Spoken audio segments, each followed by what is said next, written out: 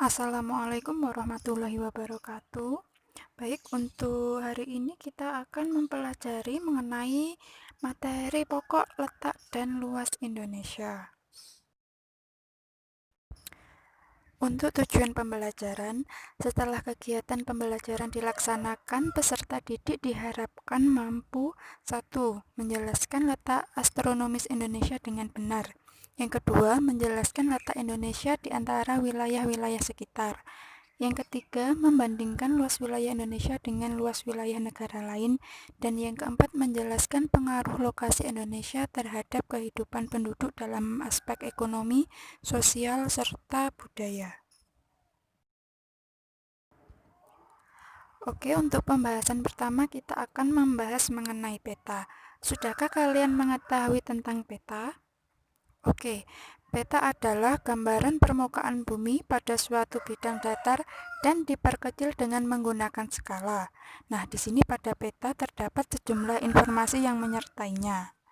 Oke, di dalam suatu peta terdapat komponen penyusun peta.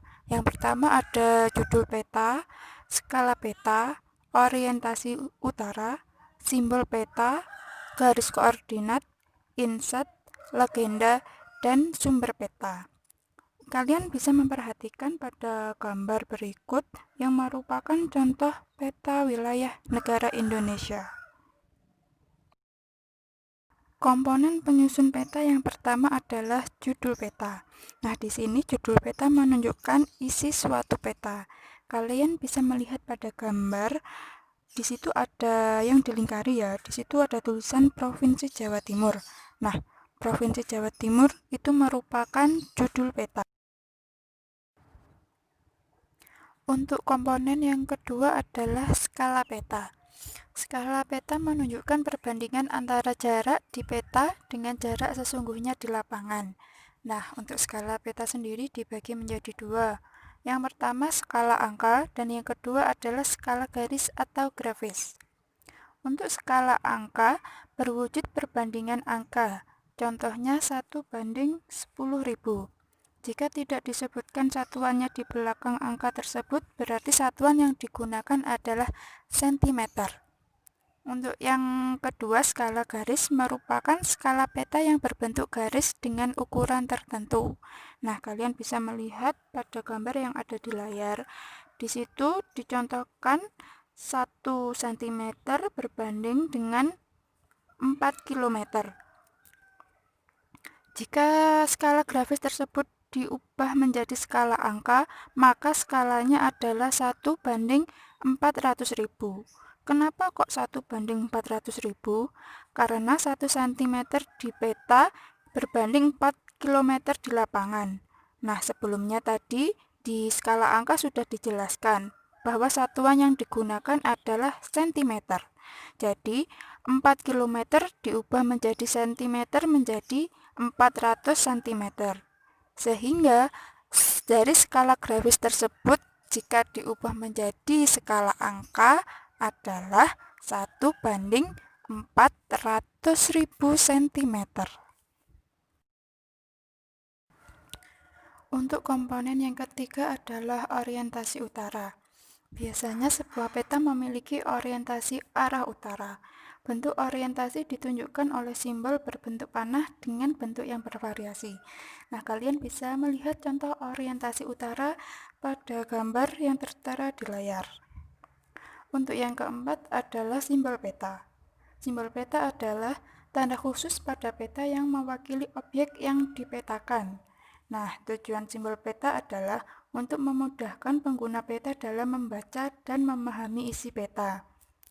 Berdasarkan bentuknya, simbol peta dibagi menjadi 4. Yang pertama adalah simbol titik. Simbol titik pada peta dapat beragam bentuknya. Simbol titik dapat berupa lingkaran, bujur sangkar, segitiga, dan lainnya. Untuk yang kedua adalah simbol garis. Simbol garis dapat digambar dalam beragam bentuk dan ukuran ketebalan. Kalian bisa melihat contohnya ya. Untuk yang ketiga adalah simbol warna. Nah, simbol warna digunakan pada peta dengan aturan tertentu. Tidak sembarang warna dapat digunakan untuk objek-objek tertentu karena ada aturan perpetaan. Misalnya saja untuk warna perairan, sungai, danau, dan laut diberi warna biru, jalan diberi warna merah, dan yang lain-lain. Dan yang keempat adalah simbol area. Nah, di sini objek yang digambarkan pada peta biasanya berupa ilustrasi dari objek yang ada di lapangan. Simbol area juga memiliki aturan tertentu dalam pemetaannya. Misalnya, area berupa sawah digambarkan dalam bentuk poligon tertutup yang di dalamnya terdapat simbol tanaman padi. Kalian bisa melihat contoh simbol area pada gambar yang sudah diberikan. Yang kelima adalah garis koordinat. Garis koordinat adalah garis kayal pada peta berupa koordinat peta dalam bentuk garis lintang dan garis bujur. Nah, garis koordinat ini sangat penting pada peta karena akan menunjukkan lokasi pada peta dibanding lokasi lainnya di permukaan bumi serta menggambarkan karakteristik suatu lokasi atau wilayah yang dipetakan. Dan yang keenam ada inset peta. Inset merupakan peta kecil yang ada pada suatu peta untuk menunjukkan lokasi daerah yang dipetakan di antara lokasi lainnya yang lebih luas. Komponen yang ketujuh adalah legenda. Legenda menunjukkan keterangan semua objek yang ada atau muncul pada muka peta. Nah, berikut adalah contoh dari legenda. Dan komponen yang kedelapan adalah sumber peta. Sumber peta menunjukkan orang atau lembaga yang membuat peta. Selanjutnya kita akan membahas mengenai letak dan luas Indonesia. Letak suatu tempat di permukaan bumi tidak hanya sekedar menunjukkan posisinya di antara tempat lainnya. Letak suatu tempat juga menunjukkan karakteristik tempat tersebut. Letak juga menunjukkan posisi suatu tempat terhadap tempat lainnya. Dalam hal ini, ada tempat yang strategis, terisolasi, dan seterusnya. Sebagai contoh, suatu tempat berada di pusat kota.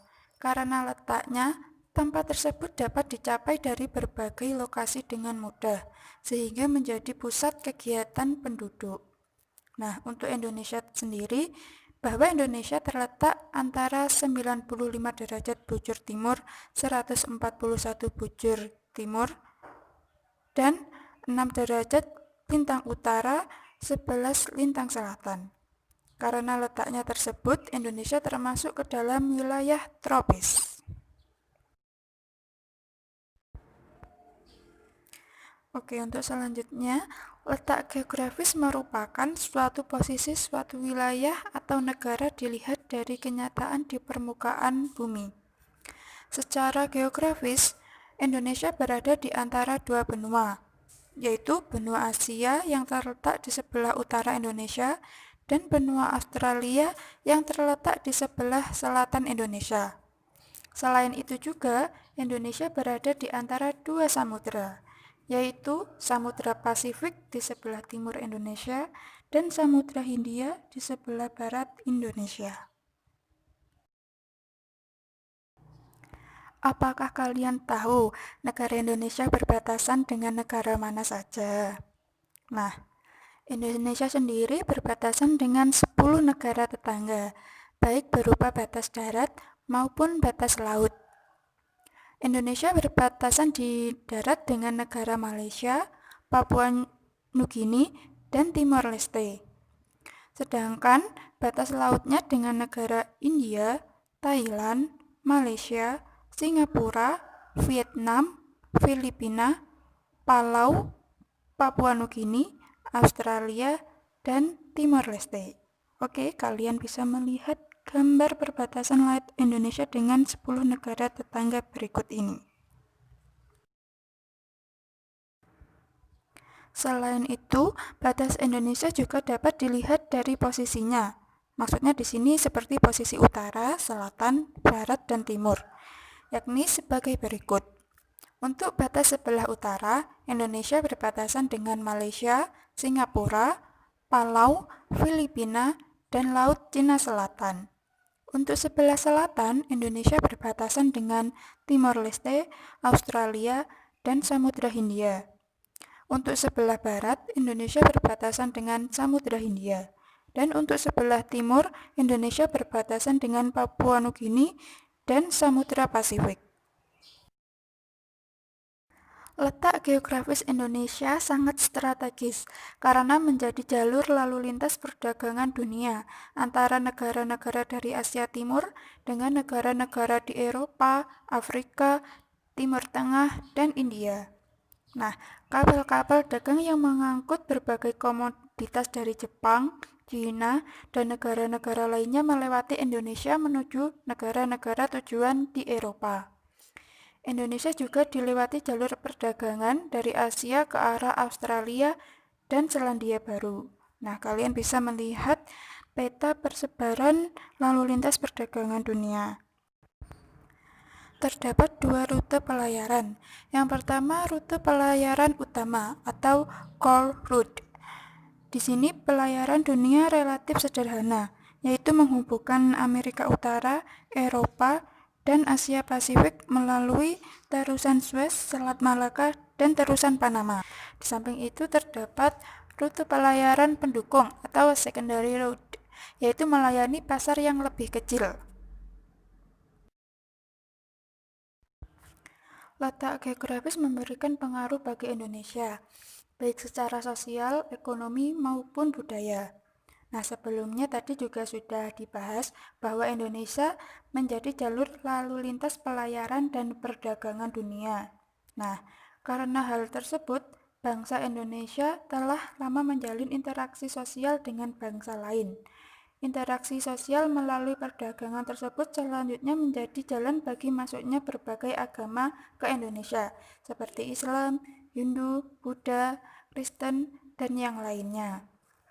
Di samping itu, Indonesia yang kaya akan sumber daya alam menjual berbagai komoditas atau hasil bumi seperti kayu cendana, lada, pala, cengkeh, dan yang lainnya ke negara-negara Eropa, Cina, dan negara lainnya. Nah, selain keuntungan, letak geografis Indonesia juga memberi hal yang merugikan. Budaya dari negara lain yang tidak sesuai dengan budaya Indonesia dapat masuk dan mempengaruhi kehidupan budaya bangsa Indonesia. Nah, dari hal itu kita harus bisa menyeleksi budaya-budaya yang masuk ke Indonesia. Keuntungan posisi Indonesia juga dapat dilihat secara geologis. Indonesia berada pada jalur pertemuan tiga lempeng, yaitu lempeng Eurasia, lempeng Pasifik, dan lempeng Hindia. Posisi tersebut membuat Indonesia memiliki banyak gunung api. Nah, keuntungan dari letak geologi seperti itu adalah beragamnya potensi sumber energi dan mineral yang terdapat di negara Indonesia. Contohnya saja adalah batu bara.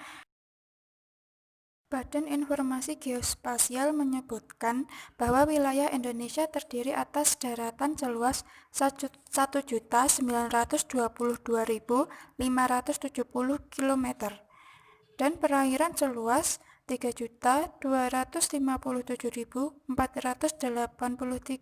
km. Nah, daratannya terdiri atas 13.466 pulau yang menjadikan sebagai salah satu negara kepulauan terbesar di dunia. Banyaknya pulau membuat garis pantainya juga sangat besar, yaitu mencapai 99.030 km. Nah, jika dibandingkan dengan wilayah lainnya, maka luas wilayah Indonesia, baik daratan dan lautan, kurang lebih sama dengan negara Eropa atau hampir sama dengan negara Amerika Serikat atau Australia.